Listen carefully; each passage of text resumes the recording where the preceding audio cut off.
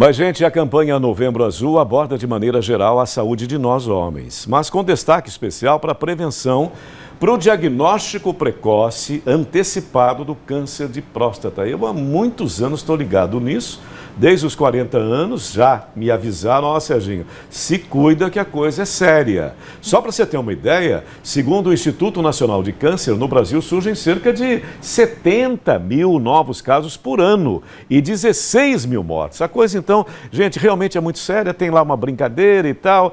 Às vezes até ajuda e outras vezes atrapalha. Para falar sobre esse tema tão importante para nós homens, recebemos no seu primeiro balanço a médica oncologista clínica pelo Instituto do Câncer do Estado de São Paulo, a doutora Ana Clara Souza. Seja muito bem-vinda, doutora. Bom dia para você. Muito bem. Prazer conhecê-la, viu?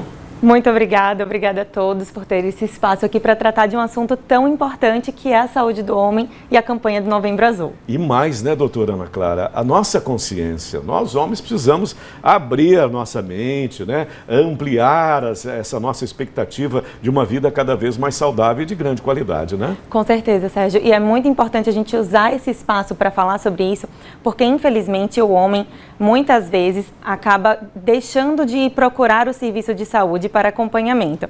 Agora vamos falar da pergunta da nossa... Pergunta, exato, perfeito. A pergunta já está aqui, de Alisson Silva de Santo Amaro das Brotas. Ainda é um tabu, doutora, falar sobre câncer de próstata? Ou já temos um cenário diferente nas famílias, nos consultórios? Só lembrando que eu, né, veterano que sou, me lembro que nem se citava câncer. Sabe o que falavam? Falavam assim... que sujeito morreu daquela doença. Nem citavam o próprio nome câncer. Eu acho que houve um grande avanço, né, doutor? Com certeza, Sérgio. Então, tivemos um grande avanço nesse ponto, sim. Ainda é comum algumas pessoas falarem o CA, aquela doença, isso. Mas... graças a Deus, temos evoluído nesse ponto e com a conscientização temos desmistificado a oncologia e desmistificado o câncer. Então é importante sim trazermos visibilidade para esse assunto, usarmos espaço como esse, né, para falar que é uma doença que quando diagnosticada de forma precoce tem excelentes tratamentos com muita chance de cura. Então, para que a gente possa justamente ir quebrando esse tabu. É verdade, é importante isso também, na medida em que a conscientização vai se ampliando cada vez mais. Alô Jefferson Ricarte, ele é de Fernando Collor Socorro. Jefferson Ricarte diz assim, quais são os principais fatores de risco do câncer de próstata e o quanto é importante a prevenção, né, doutora Ana? Excelente pergunta, Jefferson. Então, para o câncer de próstata, nós temos como principais fatores de risco a idade mais avançada. Então, nossa população tem envelhecido e com o passar do tempo, com o passar dos anos, aumenta a chance de câncer de próstata. Também a hereditariedade, que é ter pessoas na família, irmãos, pai, avô, que tiveram câncer de próstata. Nessa população, nós precisamos ficar mais atentos. E também a questão da raça negra. Nós sabemos que pessoas de raça negra têm maiores chances de desenvolver câncer de próstata e também em idades às vezes mais precoces. Então essa população precisa estar ainda mais atenta. Isso, vamos prestar mais atenção. Maravilha, doutora. Agora o Danilo Cardoso é da nossa cidade-mãe, São Cristóvão. Quais são os principais sinais de alerta, os sintomas da doença que são também muito importantes, a sinalização, né, doutora? Exato, excelente pergunta também, Danilo. Então, é muito importante falarmos sobre os sinais e sintomas. Uma das coisas que eu quero aproveitar para falar é, o câncer de próstata pode ser assintomático no início, então não vamos esperar esses sinais. Mas sinais como alterações urinárias, então dificuldade para iniciar a urina, um gotejamento posterior ali no final da urina que continua gotejando, a urina com sangue, que é a famosa hematúria, dor a urinar, nós precisamos ficar atentos porque esses podem ser sim sinais de câncer de próstata. Então aconteceu qualquer um desses sinais, vamos procurar o serviço de saúde para investigação. Por isso que eu faço todos os anos, todos os exames, viu, doutora? Estou fazendo a lição de casa certinha.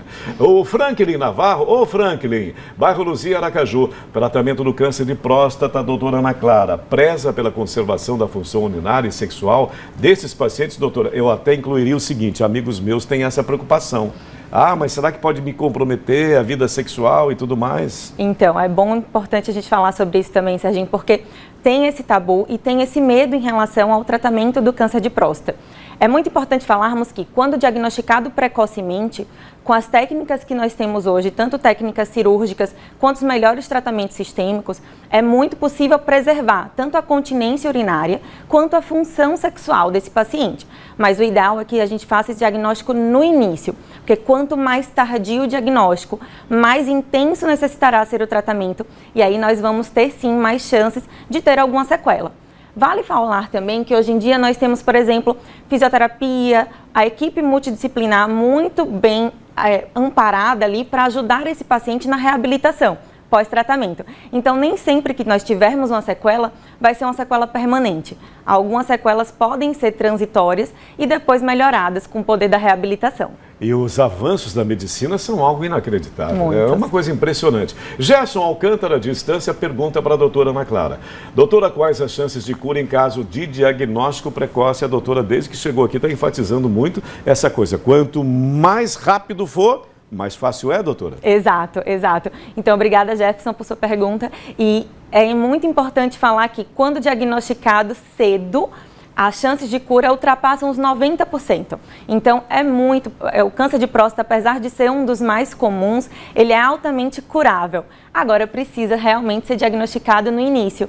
Por isso, todo homem, mesmo que assintomático, a partir dos 50 anos, merece um acompanhamento com o urologista. E se tiver casos na família, tiver algum fator de risco mais importante, a gente indica, inclusive, que esse acompanhamento inicie antes, ali por volta dos 40 a 45 anos. E o mês da conscientização ajuda tanto, né, doutora? Muito. Essa coisa da cor.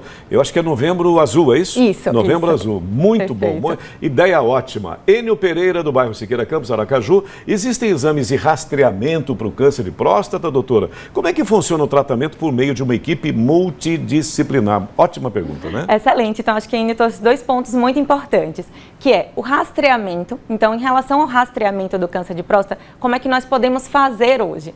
A gente pode usar o PSA, que é um exame simples de sangue, que nos auxilia nesse rastreamento, e também o toque retal, que faz parte da avaliação física do urologista.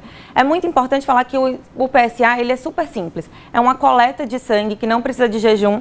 É importante essa avaliação com o urologista para saber quando iniciar e a periodicidade que deve ser feita, porque isso pode variar de pessoa para pessoa.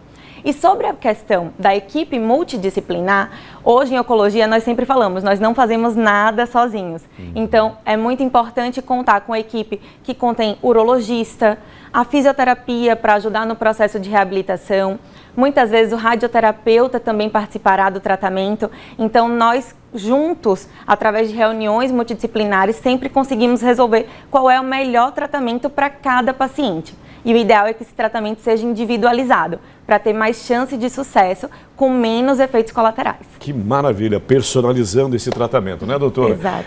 Mais uma, o Jailson, grande Jailson Couto, ele é da Barra dos Coqueiros, nos pergunta para a doutora, é verdade que existem doenças benignas da próstata que apresentam sintomas similares, ou seja, sendo benigno, eu suponho, seja menos grave, né, doutora? Exato. Então, a gente chama de benigno tudo aquilo que não vai ser câncer, né? E nós temos a hiperplasia prostática benigna, que é uma doença super frequente nos homens, principalmente com o avançar da idade, que é quando a próstata, em termos leigos, incha, quando a próstata aumenta de tamanho. E isso pode dar sintomas muito semelhantes àqueles que eu comentei anteriormente, como, por exemplo, a dificuldade para urinar, o esforço para iniciar a micção, fazer uma urina mais cortada, que fica gotejando.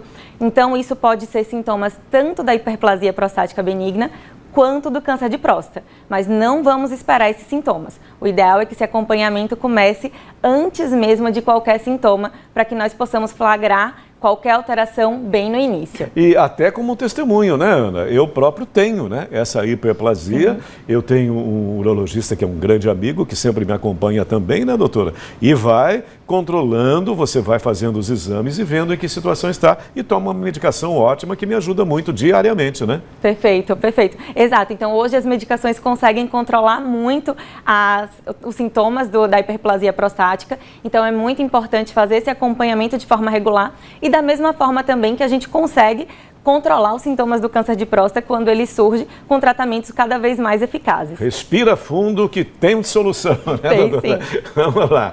Para fechar, Luzia Machado, de Cristinápolis, uma mulher participando. É possível evitar a doença com hábitos de vida saudáveis? Deve estar preocupada com o esposo. A importância do papel da mulher no sentido de incentivar o marido a fazer exames com frequências. As mulheres são nossas maiores mestras. Você sabe, né, Sérgio, que a maior parte dos homens só procura serviço de saúde quando incentivado, infelizmente, por uma mulher ou quando os sintomas já estão mais graves. A gente tem dados de que 6 em cada 10 homens esperam os sintomas se agravarem para procurar o serviço de saúde. E, por favor, não vamos fazer isso. Vamos procurar o serviço de saúde o quanto antes para acompanhamento, né? E sobre a outra pergunta dela, que tinha sido em relação à atividade física, hábitos de vida saudáveis, como formas de prevenção, é sempre importante falar que sim, né? Nós temos também para o câncer de próstata o papel da atividade física como um fator protetor e também um fator que auxilia muito no tratamento. Então, é muito importante a atividade física regular, uma alimentação balanceada, rica em frutas, vegetais, fibras e evitar, lógico, industrializados e embutidos. E por isso que a minha amiga Ana ali, ó, cuida direitinho do Marcelo. Tá ligada no Marcelo, meu querido amigo também. Doutora Ana, deixa eu só te falar uma coisa. Como foi legal te conhecer. A clareza, aliás, Ana Clara, né, com muita clareza, explicando pra gente e deixando fluir. Isso é tão legal, o bem que isso faz, e eu sempre digo, eu gosto é desse jornalismo. O jornalismo que esclarece, que informa, que instrui e que busca e alcança essa qualidade de vida. É um prazer sempre te conhecer e que venha mais vezes. O prazer foi meu. Agradeço a vocês por um espaço para falar de um assunto tão importante e de uma forma tão leve. Me senti muito à vontade. Muito obrigada. E eu também, todos nós. Muito obrigado, doutora. Bom dia, querida. Muito obrigado.